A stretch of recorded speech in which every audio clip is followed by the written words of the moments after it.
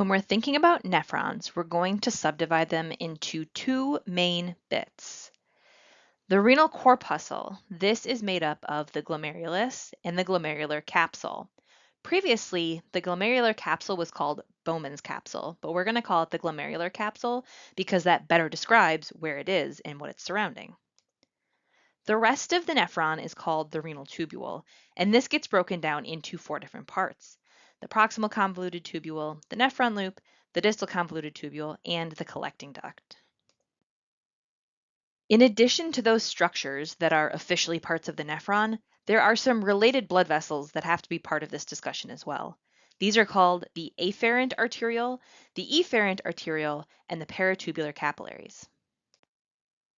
All right, it's time to draw our nephron. This might be one of my favorite things to draw, and I think this is one of the most useful things to draw until you can do it from memory.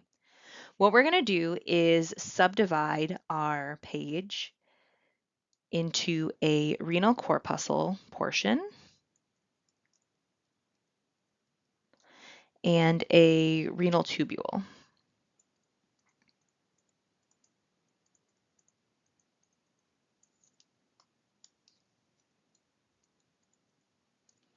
We're also going to color code things. So anything that we do in red means it's a blood vessel. And anything we do in orange is going to be an epithelial cell-based structure.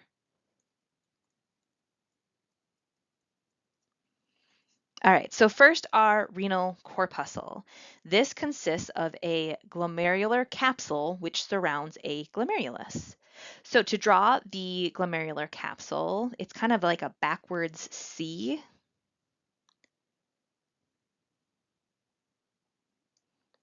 With a little tube coming out of it. This is our glomerular capsule.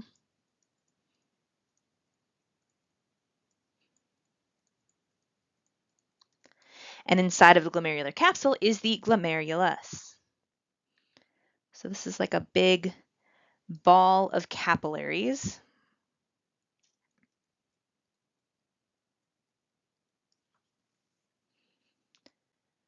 Right away, we're going to run into some vessels that aren't officially part of a nephron, but they have to be part of the story. So bringing the blood into the glomerulus is going to be the afferent arteriole. Remember, afferent arrives is a good way to remember which way something describes as afferent is going. And then an efferent arteriole. Remember, efferent exits.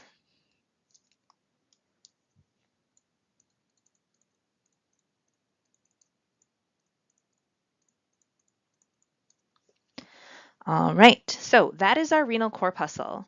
What's happening here is blood travels in the afferent arteriole into the glomerulus, and the pressure that this blood is under is high enough to cause anything that's small enough to move out of the blood through this filtration membrane. So a combination of this inner layer of the capsule and the blood vessels themselves, moving solutes and water into this space right here. This is our capsular space, and forming what I like to call pre-P.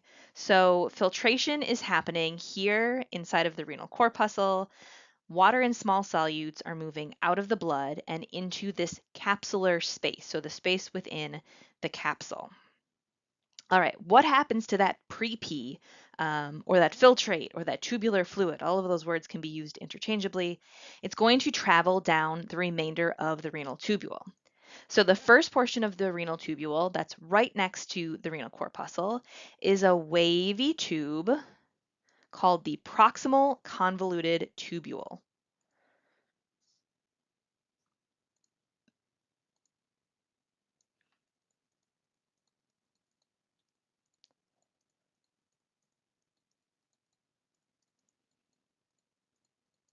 Just look at that name for a second. So proximal means right next to or nearby. Convoluted is describing its shape, this wave, and then tubule. All right, next we have the nephron loop, which does this. It's going to go in a down direction and then back up. Just like we sometimes used to call the glomerular capsule the Bowman's capsule, the nephron loop used to be called the loop of Henle, named after Dr. Henle, who identified and described it. We no longer name structures and things after people. We give them names that describe what they are and what they're doing. So this is a loop that's part of the nephron, therefore the nephron loop. All right, after that, we have another wavy tube. This is our distal convoluted tubule.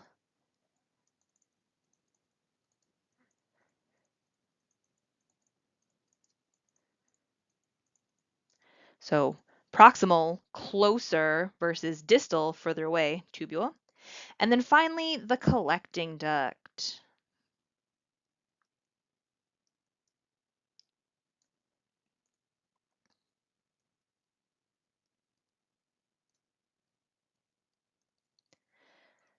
So the renal tubule is made of the proximal convoluted tubule, or the PCT, the nephron loop, the distal convoluted tubule, or the DCT, and then the collecting duct. I draw the collecting duct with these extra little inlets to it because more than one nephron can drain to one collecting duct. Okay, let's think about how this is working now. So we said blood comes in, gets filtered here, and we make something that I like to call pre-pee. So I'm going to put some yellow liquid out here and then label it as my pre-pee. Anything that is still inside of the renal tubule, when we get to the collecting duct, this is where we officially have urine, where we officially have pee. So what can be happening as this pre-pee is traveling through the nephron? Well, I haven't added the last vessel, the peritubular capillary, because it's going to make our drawing really messy. So you might choose to not include it right now, but I'm going to add it onto mine so we can kind of finish the story of what the nephron does for us. And instead of drawing it like I did over here with like a two walls for the actual capillary, I'm going to do it more like I did the glomerulus and just have a single kind of squiggle to be my vessel. All right, so after the efferent arteriole, this is going to connect to a peritubular capillary that's going to travel and surround our nephron, or excuse me, our renal tubule. So the peritubular capillary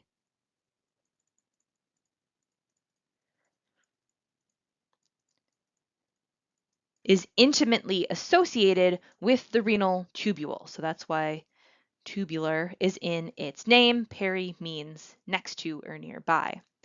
Okay, so I said anything that goes through the entire tubule will be pee, but not all of that pre-pee is actually going to become pee.